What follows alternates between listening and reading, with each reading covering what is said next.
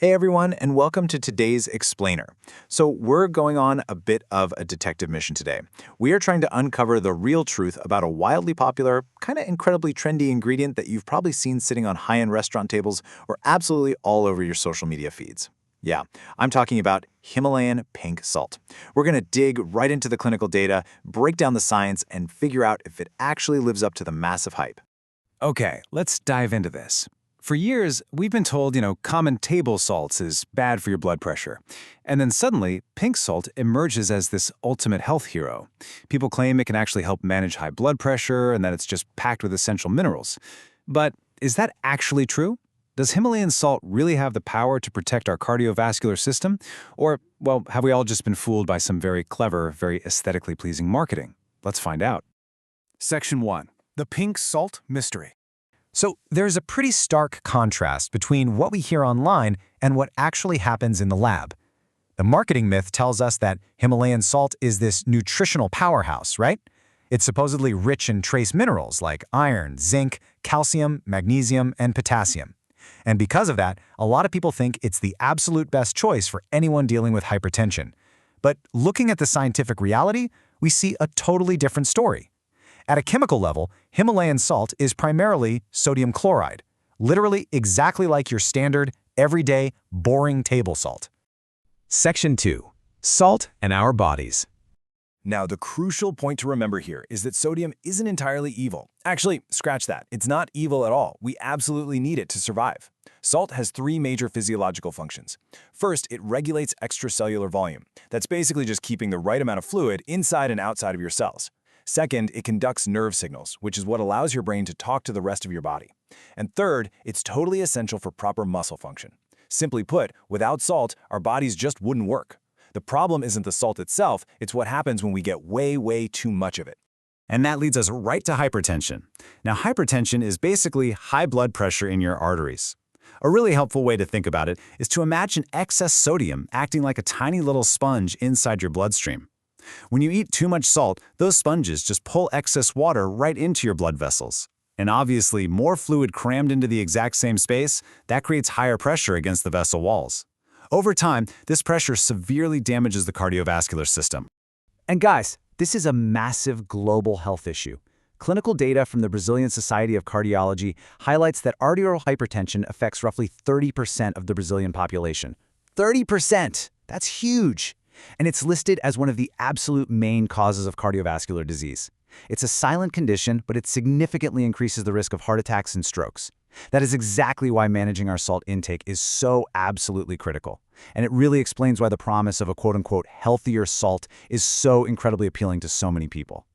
Section 3. The Great Salt Showdown. All right, to solve this mystery, we're looking at a really amazing randomized crossover clinical trial. This was conducted by researchers and published in the Arquivos Brasileiros de Cardiologia. So they took a group of middle-aged women who already had arterial hypertension, and they put them through a really rigorous experiment. Step 1, 4 weeks of exclusively consuming Himalayan salt. Step 2 was a 2-week washout period, just to completely reset their systems. And then step 3 was another 4 weeks, but this time exclusively consuming common table salt. This is a brilliant crossover design because it meant each person acted as their own baseline. So, what actually happened when they measured the results? Well, now what's really interesting here is that when comparing the Himalayan salt period to the table salt period, the clinical results were practically identical. No, really. Systolic blood pressure, 117 versus 119. Diastolic blood pressure, 68.5 versus 71. And urinary sodium concentration, which is how we see how much salt the body is processing out, was 159 versus 155. There was literally absolutely no statistical difference between the two groups when it came to blood pressure parameters or sodium levels.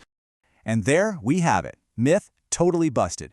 The clinical data proves that the supposed superpower of pink salt to manage blood pressure is completely false. For hypertensive individuals hoping to lower their blood pressure, swapping your regular white salt for fancy pink salt does absolutely nothing. It is a complete myth. Section 4. The real salt problem. Because, you see, our problem isn't the color of the salt, it's the sheer quantity we're eating. The World Health Organization recommends a maximum daily sodium intake of under 5 grams per person. But let's look at the reality. The average consumption in Brazil reaches up to 12 grams a day. And according to data from the Clinical Nutrition ESPN Journal, the mean salt intake in certain parts of India can range anywhere from 5 grams all the way up to an astonishing 42 grams a day. We are literally drowning our bodies in sodium. Section 5. Cracking the label code. So if we know salt is dangerous in high amounts, why is it so incredibly hard for families to just eat less of it? Well, it turns out it's a huge systemic issue. Research highlights several major culprits here. First off, deeply rooted cultural beliefs often tie heavy salt usage to flavor, tradition, and good home cooking. Second, in a lot of regions, there's a highly unstructured food retail sector, which just makes it super hard to track what goes into our meals. But the third point, this is perhaps the most crucial one, for us as everyday consumers, there's a massive lack of consumer-friendly food labels. Hidden sodium is everywhere. It's in your bread, your sauces, your packaged foods, and if the labels are confusing or misleading, well, families simply don't know how much sodium they're actually eating. So what does this all mean? What's the real takeaway here? Honestly, I love this quote from the clinical study we reviewed. It reminds us that there's no magic bullet, and there's certainly no magic pink rock that's going to save us. The clinical consensus is crystal clear. To fight hypertension and protect against cardiovascular disease, we need to focus on real, fundamental lifestyle changes, eating a balanced diet, reducing overall sodium intake, regardless of what color the salt happens to be, and engaging in regular physical activity. Those are the actual proven strategies. Which brings us to the end of our explainer today. Knowing that pink salt is basically just sodium chloride wearing a pretty disguise, I really want to challenge you. What hidden salts are hiding in your pantry right now? Seriously, take a moment today to look at the nutrition labels on some of your favorite snacks and sauces. You might be completely surprised at what you find. Thank you so much for joining me on this deep dive, and hey, I highly encourage you to keep questioning those marketing myths and keep looking for the real science.